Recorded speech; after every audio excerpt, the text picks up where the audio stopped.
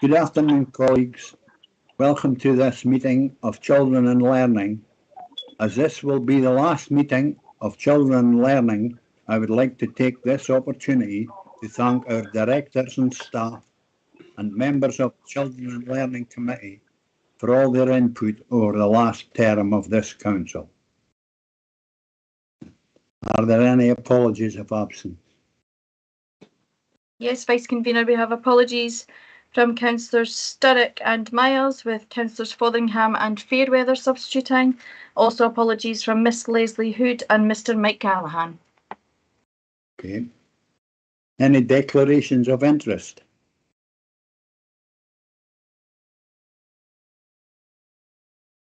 No. Okay.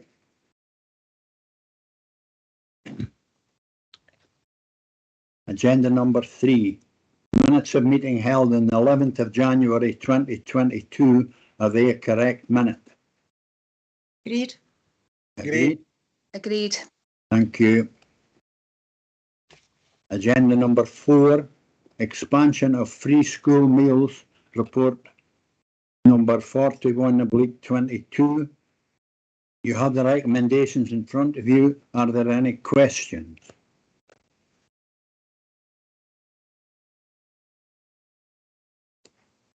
Councillor Fotheringham, Vice Convener.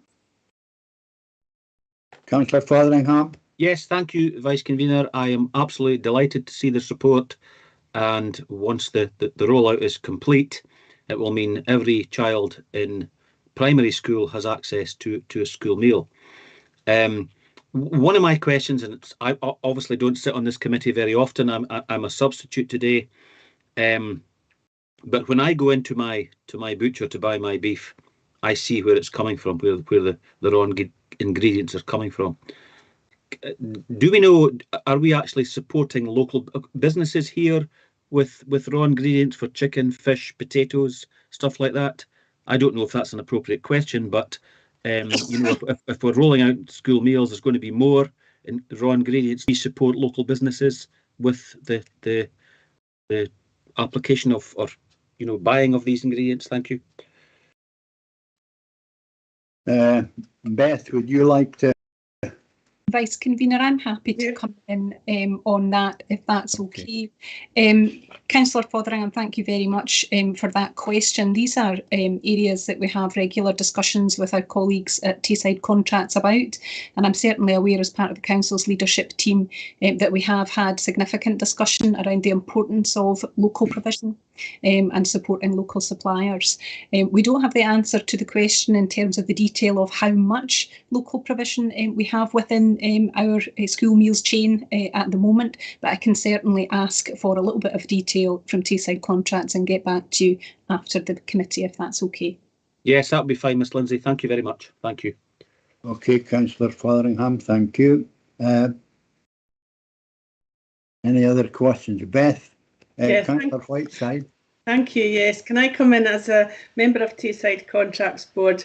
This is an issue that we bring up quite frequently. We're very interested to increase the percentage of locally supplied food, and it's certainly an ambition of Tayside Contracts to keep the percentage rising.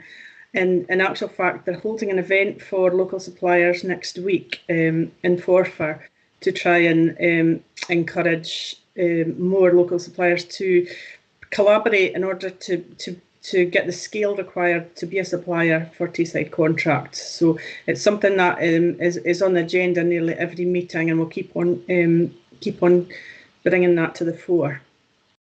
Thank you. Thank you. Councillor Speed. Yeah, thank you, Councillor Brown. And that there has been a delay in the rollout for P6s and 7s. I do note on the report that that there's been no update yet from Scottish Government with a kind of timescale on that. I just wondered if that was still the case, because I know sometimes at the time of report writing and then by the time we come to committee there can be a change. So I'm just kind of hoping that there maybe is an update on that. I'm happy to pass over to Beth Readers, who's on the call. Thank you, Catherine. Thank you, Councillor Speed, for the query. To date, we don't have an update. So the position is still the same as it was at the time of writing. I think as soon as we have anything, we'll ask that it's shared with members of the committee, obviously taking into account that we're coming up for the election and everything as well. But we'll provide updates as early as we can. Okay, thanks for that. Thank you. Any other questions? I see another hand, but Yep. Can I go ahead, Convener? yes. Thank you. I wanted to follow up on Councillor Fotheringham's question. I was on the committee of Tayside contracts for about 3 years, I think. And as Councillor Whiteside observed, I think for all of those 3 years, and she was, I think, been on it for longer than me, this issue about the provision of local food for local schools has been raised. And to be honest, the amount of progress that we collectively across parties and every other interest on this have managed to achieve is close to zero as far as I can see. So I would really hope that we are able to push on and make more progress on this in the future. Okay, thank you, Councillor McMillan Douglas. I see another hand there, but Councillor Nicholl, Vice Convener. Councillor Nicholl. Aye, thank you very much, Convener, Vice Convener. As Convener of the Tayside contracts, we've been having regular meetings with the NFU and farmers, and also the management of Tayside contracts. And on Wednesday the 2nd at 9 AM, we're meeting at the Strathmore Hall at the Mart in Forfar, where there'll be farmers and suppliers and various folk there to try and make the system more suitable for them working with Tayside contracts and the procurement of food. That's it. Thank you. Thank you, Councillor Nicholl. Okay, if there's no more questions, any comments?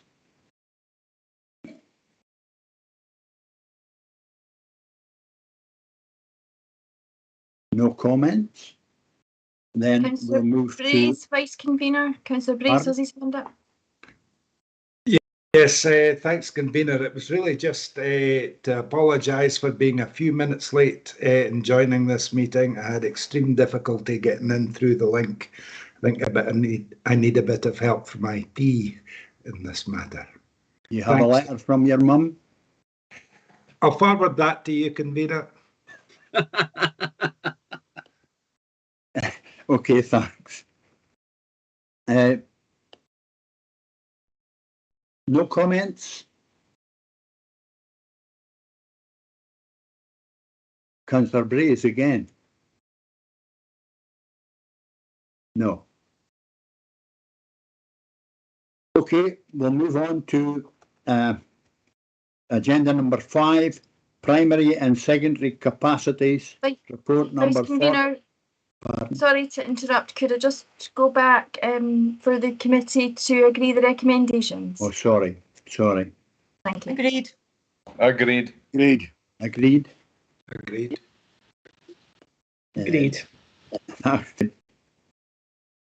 Okay, we'll go agenda 5, primary and secondary capacities, report number 42/22. You have the recommendations, and are there any questions on the capacities? Convener, I have a question, and it's really great to see that this has been a lot of work put in by the officers. I'm just casting my days back to being a pupil at Webster Seminary 60 odd years ago. 60 odd years ago, and I remember the classrooms were full, and they're actually quite warm, and you know, there wasn't much ventilation, and I thank the officers for the report and see that, you know, we're heading back that way.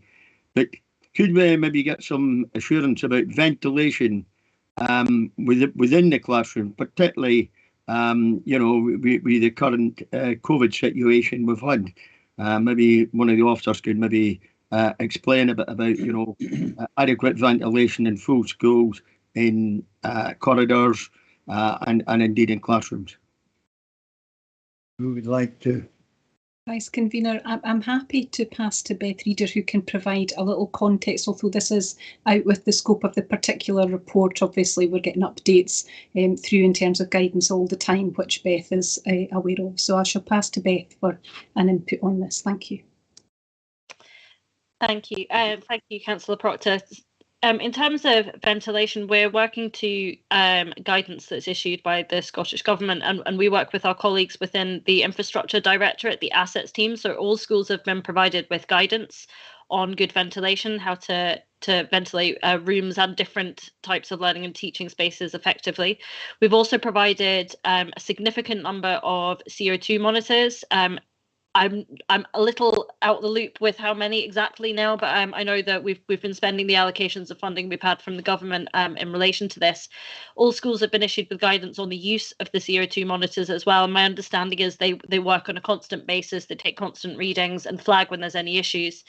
We use a variety of different methods, including the traditional opening of windows, but it isn't just about that. Many of our newer schools will have more modern ventilation systems, so it really does depend on where the building is and how old it is in terms of the ventilation methods. But we take advice from our infrastructure colleagues who have the technical knowledge around this, and we then provide all information as necessary to the schools. We've also run all of this by the trade unions as well, so they're aware and comfortable with our approach. Thank you very much, Beth. That's very useful. Councillor Speed? Yeah, thanks, Councillor Brown. Just a couple of questions. The first one is more kind of just a point of clarification with regards to the recommendation of agreeing the reserved places for Arbroath High School and Arbroath Academy. In the table, it doesn't show the figure, but I know that in the kind of paragraph below, it does say that it would be 6. So I just wanted to kind of clarification that it is 6 that we're agreeing on, because it's not clear in the recommendation. I can answer that, Councillor Speed, if that's okay. Thank you. It's picked up in the appendix, but I appreciate it may not be in the main report. So yes, it is 6 that is being requested. Okay, and am I able to come back, Councillor Brown, with a follow-up? Yes. Yeah, it was just to seek a little bit of clarity again with regards to families who may move out of their catchment area. I've kind of raised this before, that their child or children, you know, would be allowed to stay in the current school that they're in. But I'd raised concerns around often families with a child with additional support need, or indeed any child who often they're not in control of where they move to. You know, that they're offered a house in a different area, and often they have to take that because there is no other choice. But it does often then impact on their availability of transport provision. I've raised this before. I just wondered if there's any progress been made on that bit of work that was being looked at. I'm happy to invite Jim Hammond to come in to answer that, Councillor Speed, if that's okay, Vice Convener. Thank you. Thanks. Yeah. Thanks, Councillor Speed. Yeah, I mean, appreciate we try everything to keep children a continuity of education for our young people and our children, and appreciate that housing does sometimes necessitate children and young people to move. Where there are no transport issues, it's a reasonably straightforward issue in terms of the young person or child can stay on the school roll. It's using really old-fashioned, it's called a school domain or school board domain. So that takes you how long ago that the language is around that. In terms of if it's a placing request which requires transport, there hasn't been any up-to-date progress on that, and it's an issue that continues to be looked at. So we're not able to provide any new information in relation to that. Okay. Yeah, it's a little disappointing, just because I think this is kind of a reoccurring issue, and I think when we're looking to obviously help tackle poverty and inequality, and maximise inclusion and reduce those inequalities. I think we know transport's a huge barrier, and like I say, often, you know, families that are quite vulnerable are moving out with their catchment area, which is resolving one issue in terms of their housing, but perhaps is kind of exacerbating another when they then lose that transport provision. So I'd obviously be keen to hear a more positive update in the future. Okay, thank absolutely, you. Councillor Speed. Note your comments, and I'll take that back to officers to explore further. Thank you. Thank you, Councillor Speed. Anyone else? No. Any comment?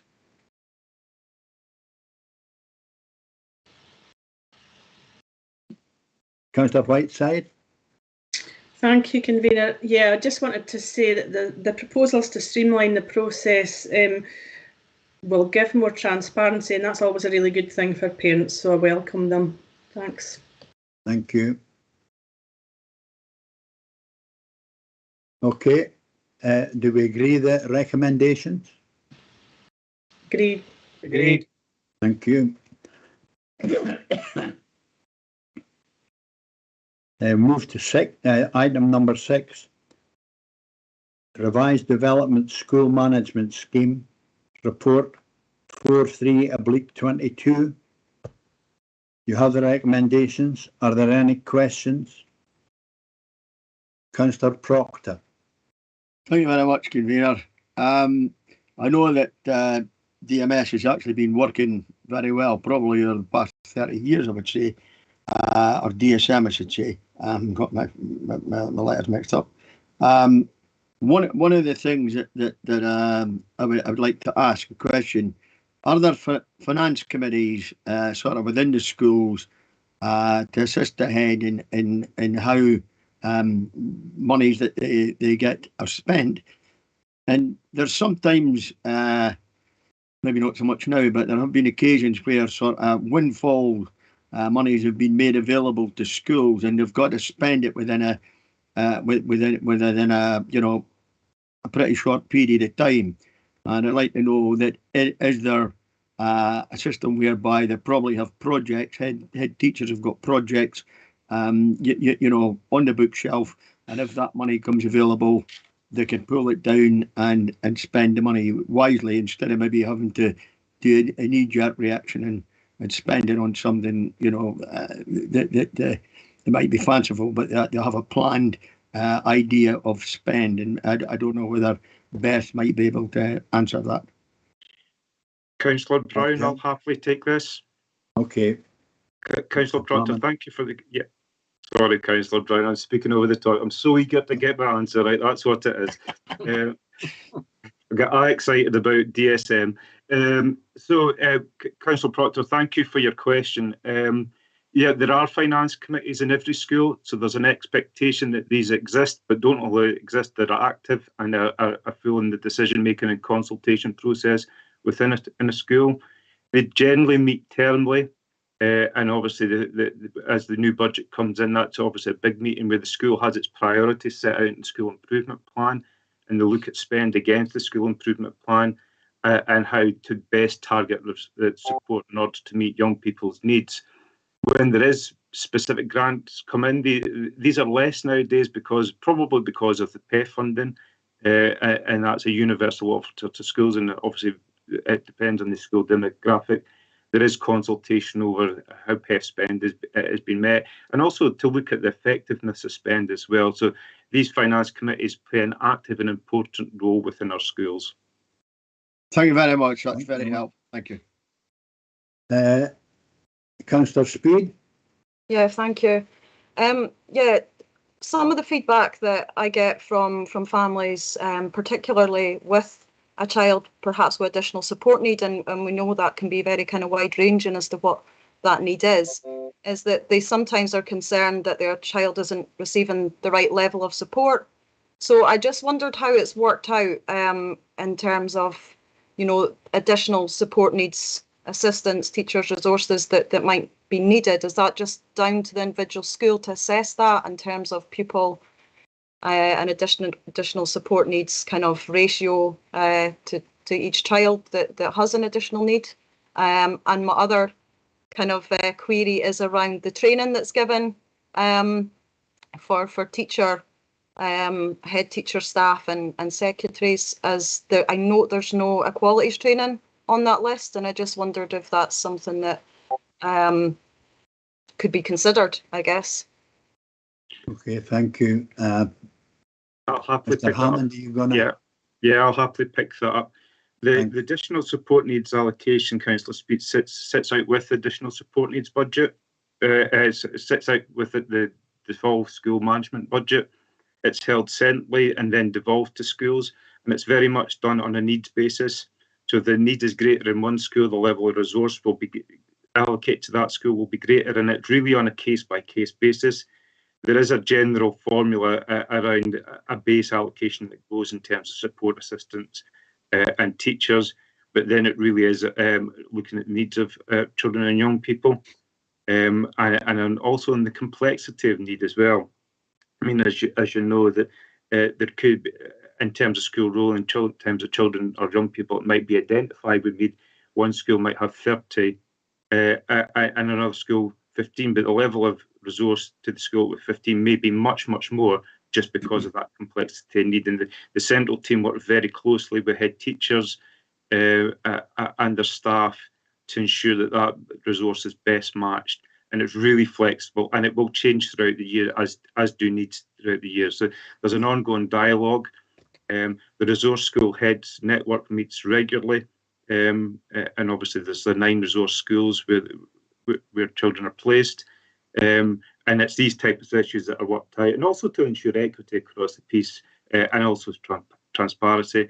And there's a similar network with secondary deputies, and they go over the same sort of issues. So it's really that free flow. It's about meeting need, and it's about targeting in the places that it really needs to be targeted. In terms of training, there's ongoing training for our clericals and head teachers. The list is not exhaustive, so the equalities is part of the work that schools added into the policy in terms of training that's ongoing. So some of that is in school, in-house, and some of that is based on the council training that's available in equalities. For our clericals and for all school staff, that's taken up in a variety of ways. Sometimes it's at the e-learning modules, and sometimes it's through in-service training in itself. Particularly for our clerical staff, the time to prioritise that's really important. We recognised it was a need, and we used the primary school assistant, the primary cluster admins, to try and build a wee bit of a training package around that for our clericals, particularly in our primary schools. So we do look at it, and it's reviewed on an annual basis. Okay, thanks for that. That's reassuring.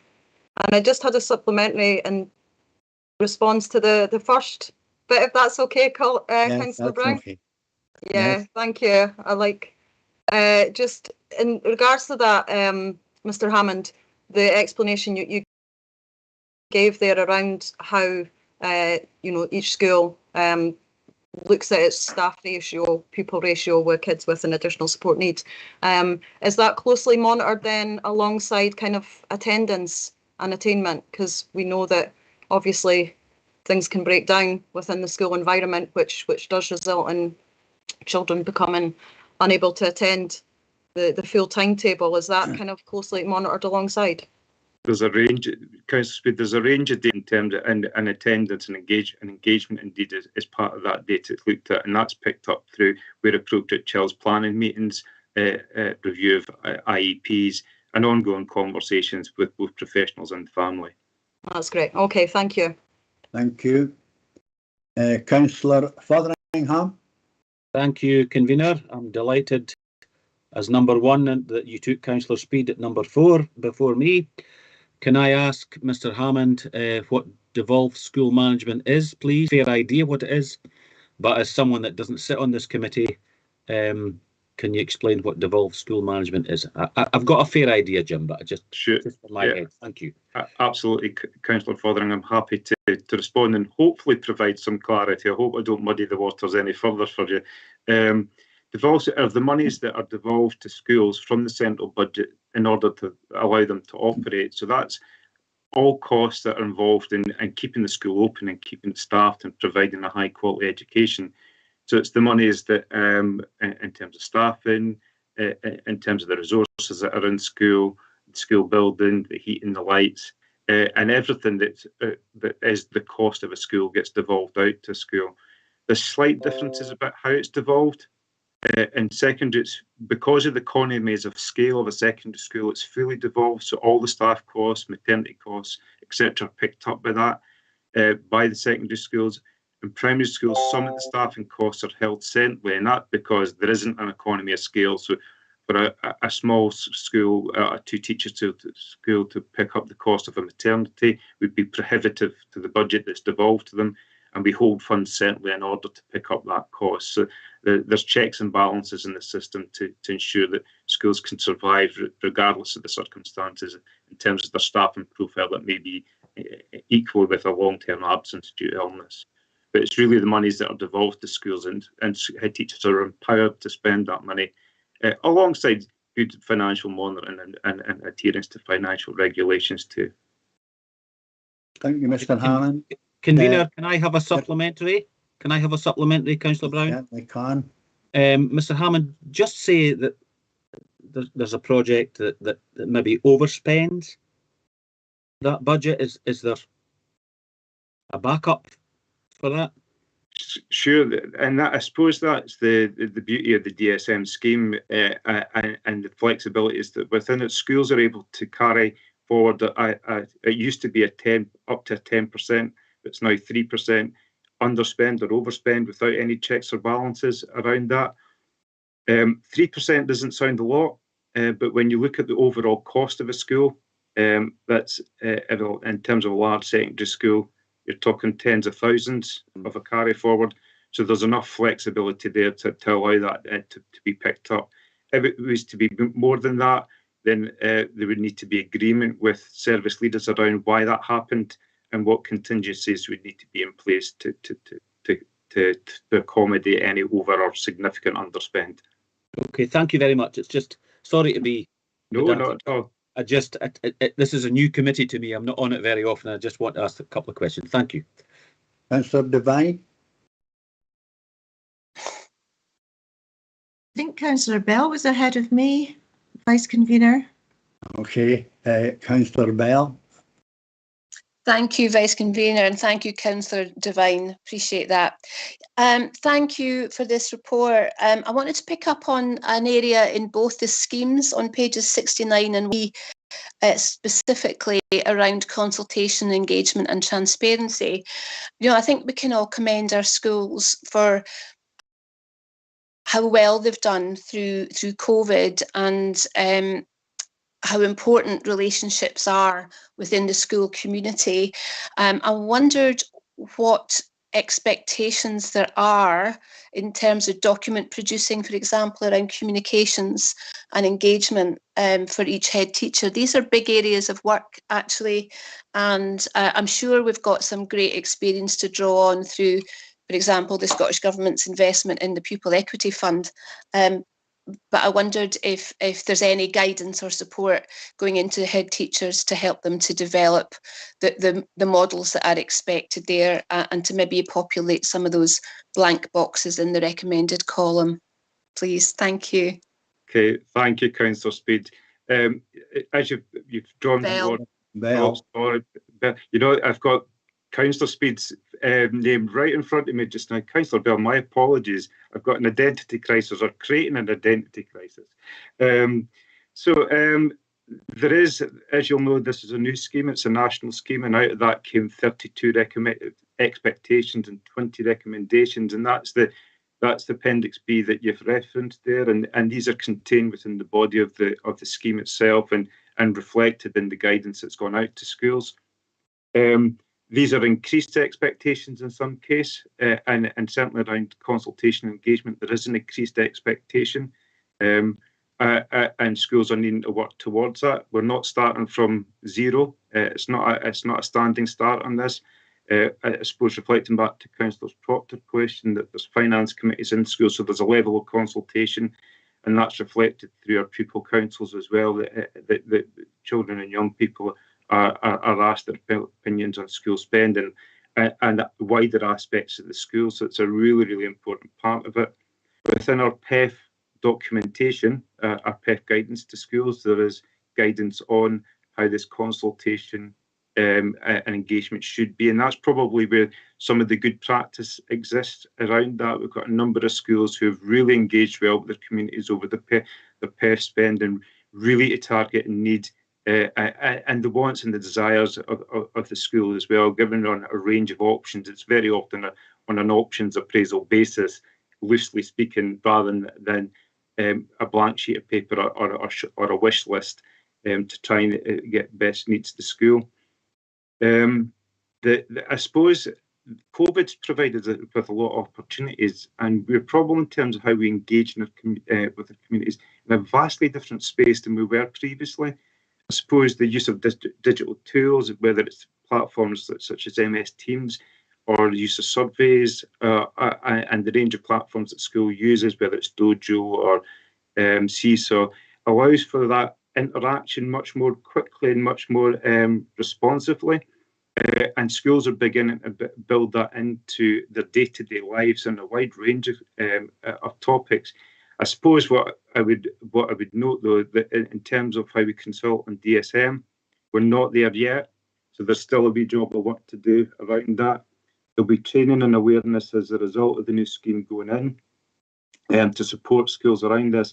And I probably would want to make links with other areas of the council as well. Our Vibrant Communities team are leading work on community engagement. It'd be interesting to see the tools and strategies that they're using with communities, and also the data that they're gathering to try to help inform work at the schools. So there's job of work to be done. We're not there yet.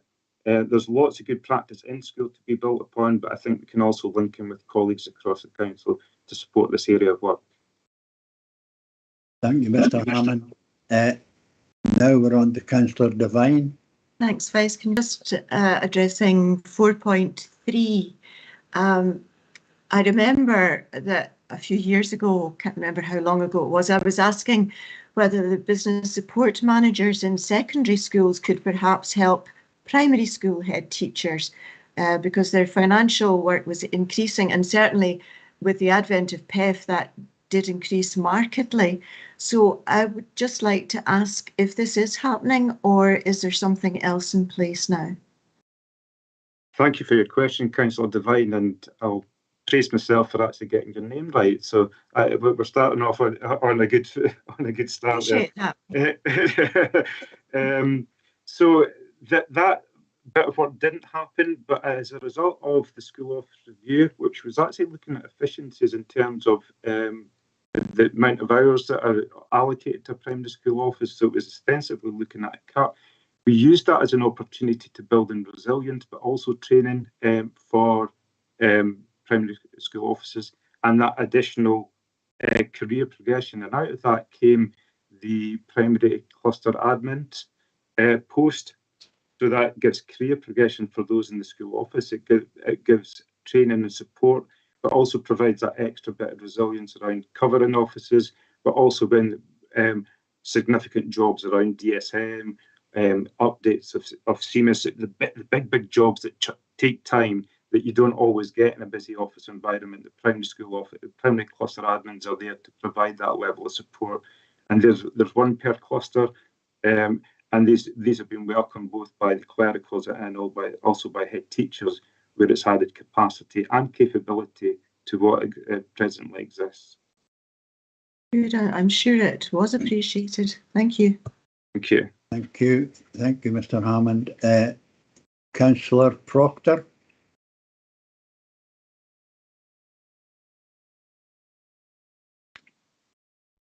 Thank you very much, Convener. It's a supplementary, and I know you've given supplementaries to others, so I hope I'm going to be treated the same. I was just going on with what Councillor Bell said, part of the question she had, and I just wondered if Mr. Hammond could maybe advise on how the consultative procedures are working in the school, vis-a-vis we head teachers, because they obviously got to be They've got to be in the loop right from the top. And we've also got actual exams, coming this year, and getting away from the virtual stuff we had with the. So how is that being prepared, and how our work going on in our secondary schools? Okay, I'll pick up the consultative part briefly in terms of how we consult with head teachers. Regularly would be the one-word answer. We have weekly meetings with our secondary head teachers, which is ostensibly a consultative forum where they bring issues to the table, whether they're operational or we sometimes set aside single issue meetings. Last week it was around tracking and monitoring how that impacts on the curriculum, and so we can ensure that children are making the progress that we expect them to make. A similar forum exists for primary head teachers, and it meets weekly as well. It's called the Schools Partnership, and it's got reps from every cluster. So when policies such as this come up, there's a consultation, there's awareness raising, and they're able to input into them and really influence how policies look like. Unknown participant is now exiting.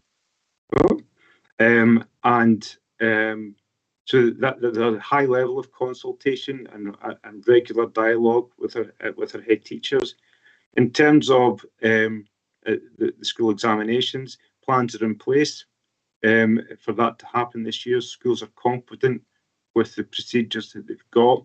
They're confident in terms of the appeals procedure and the mitigations around what the Scottish Qualifications Agency are expecting. Again, there's a forum there that's called the SQA coordinators in every school. They work very closely with the staff in the school, but they work closely across the schools to ensure that there's consistency of approach and also to ensure that everything that needs to be there for our young people and meeting the demands of national agencies such as the SQA are there. And it's a strong network, and it's confidence given in the progress that they've made in terms of getting our young people procedurally and ready for the exams and the expectations around them. Thank you very much, Mr. Hammond. Thank you. Okay, thank you, Mr. Hammond. No more questions? No. Any comments?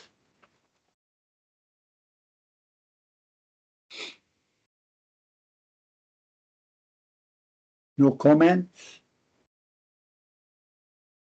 Do we agree the report? Agreed. Okay. Move on to agenda number 7, school conveyancing contract. Report number 44/22. You have the recommendations there. Any questions?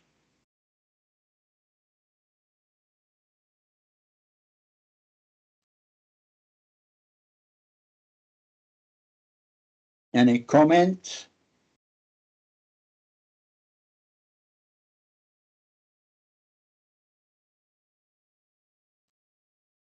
No comments? Then do we agree the report? Agreed. Agreed.